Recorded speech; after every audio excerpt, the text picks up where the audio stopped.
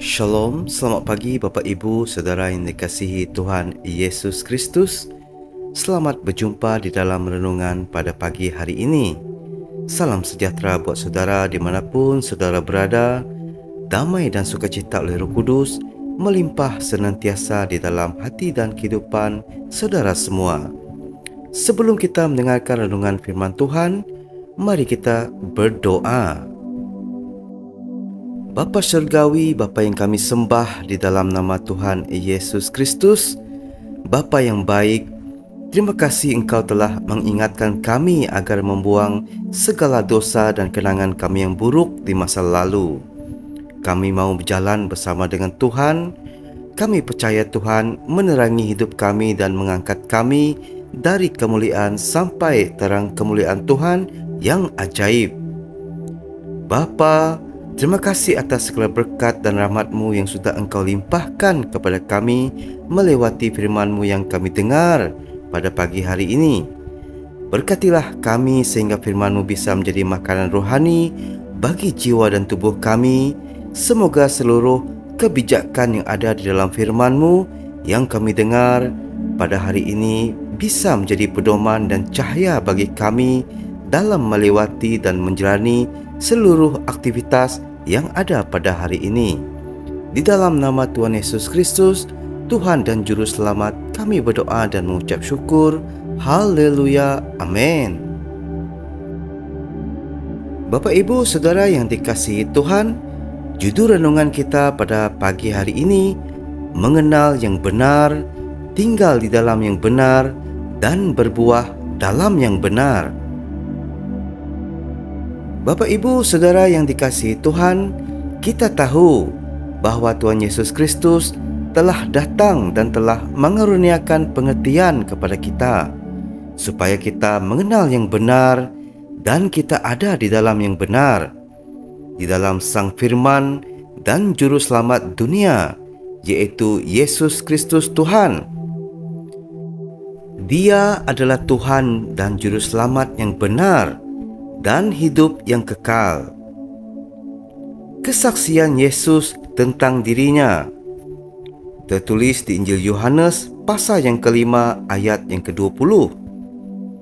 Sebab Bapa mengasihi anak dan ia menunjukkan kepadanya segala sesuatu yang dikerjakannya sendiri. Bahkan ia akan menunjukkan kepadanya pekerjaan-pekerjaan yang lebih besar lagi daripada pekerjaan-pekerjaan itu, sehingga kamu menjadi heran. Yang pertama, mengenal yang benar.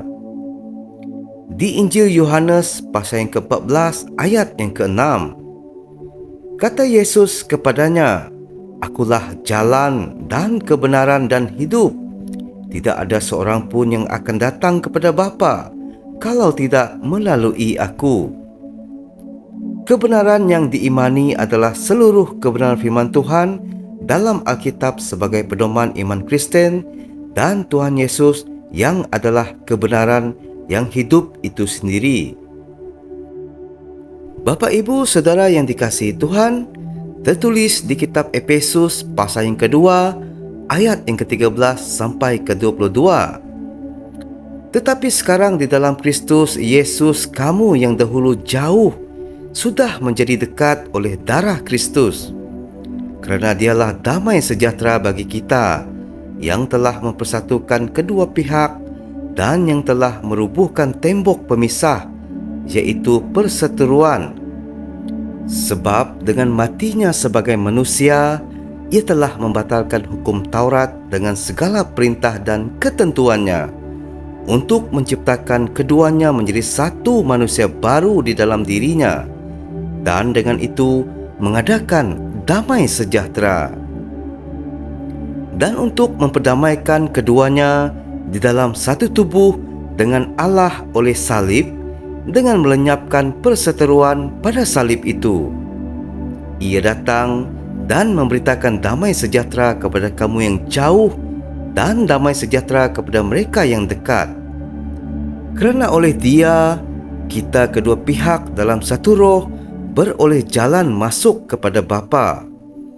Demikianlah kamu bukan lagi orang asing dan pendatang, melainkan kawan sewarga dari orang-orang kudus dan anggota-anggota keluarga Allah, yang dibangun di atas dasar para rasul dan para nabi, dengan Kristus Yesus sebagai batu penjuru. Di dalam Dia tumbuh seluruh bangunan, rapi tersusun, menjadi bait Allah yang kudus di dalam Tuhan.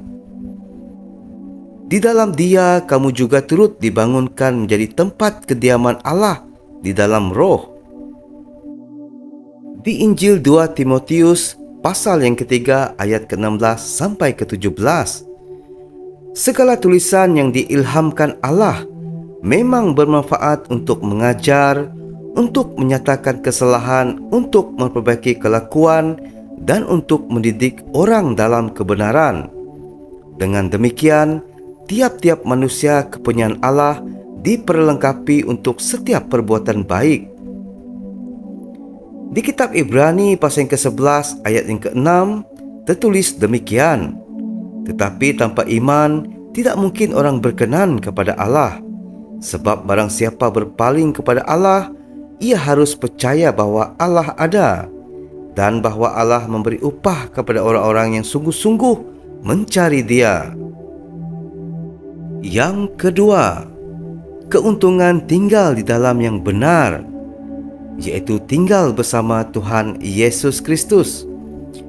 Tertulis di kitab Wahyu pasal yang ketiga ayat yang ke-20. Lihat, aku berdiri di muka pintu dan mengetuk. Jikalau ada orang yang mendengar suaraku dan membukakan pintu, aku akan masuk mendapatkannya, dan aku makan bersama-sama dengan dia, dan ia bersama-sama dengan aku. Yang ketiga, menjadi milik Bapa di sorga. Tetapi semua orang yang menerimanya diberinya kuasa supaya menjadi anak-anak Allah, yaitu mereka yang percaya dalam namanya. Doa-doa dijawab Tuhan Yesus, tertulis di Injil Yohanes pasal yang ke-15 ayat yang ke-7. Jikalau kamu tinggal di dalam aku, dan firman-Ku tinggal di dalam kamu, mintalah apa saja yang kamu kehendaki, dan kamu akan menerimanya. Yang keempat, hidup berdamai dengan semua orang.